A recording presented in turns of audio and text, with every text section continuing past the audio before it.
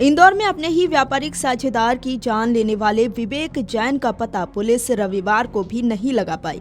वो हत्या के बाद चिराग के फ्लैट से ही कार लेकर फरार हो गया। पुलिस ने उसकी पत्नी को हिरासत में लिया है। चिराग और विवेक बचपन के दोस्त थे। दोनों ने इंदौर आकर 12 साल पहले उन्होंने व्यापार में साझेदारी शुरू की थी।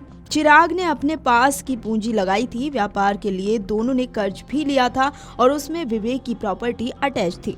विवेक चाहता था कि बैंक का लोन एक मुश्त भरा जाए और उसकी प्रॉपर्टी फ्री हो जाए।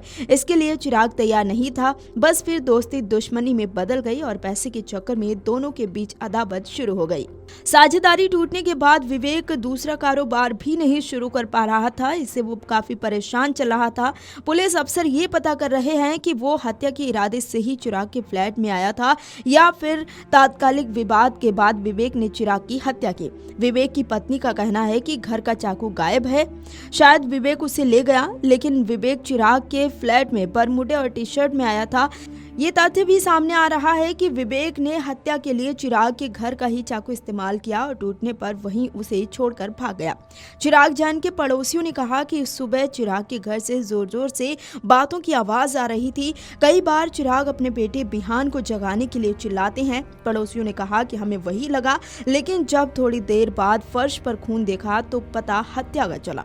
तब फ्लैट में चिराग का 10 साल का बेटा रो रहा था। पड़ोसियों ने कहा कि हमने उसे अपने फ्लैट में बुलाया, पानी पिलाया और माँ व अन्य परिजन आने के बाद उसे ले गए।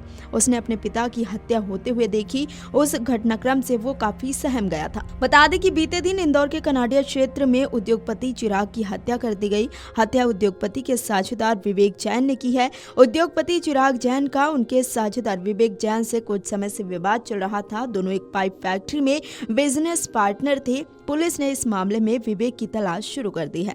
हालांकि एक तरफ जहां पुलिस ये पता लगाने की कोशिश कर रही है कि विवेक हत्या के इरादे से ही आया था या फिर माहौल बिगड़ने के बाद हत्या को अंजाम दिया, जबकि दूसरी तरफ जानकारी ये भी सामने आई है कि चिराग ने ही विवेक को बातचीत के लिए घर बुलाया था, लेकिन दोनों के बीच विवाद हो गया।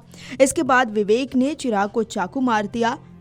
वहीं चिराग की पत्नी जब जिम से वापस लौटी तो चिराग की खून से सनी लाश कमरे में देखी, जिसके बाद पुलिस को सूचना दी गई। बता दें कि इस हत्या का चश्मदीद गवाह चिराग जैन का बेटा बिहान है।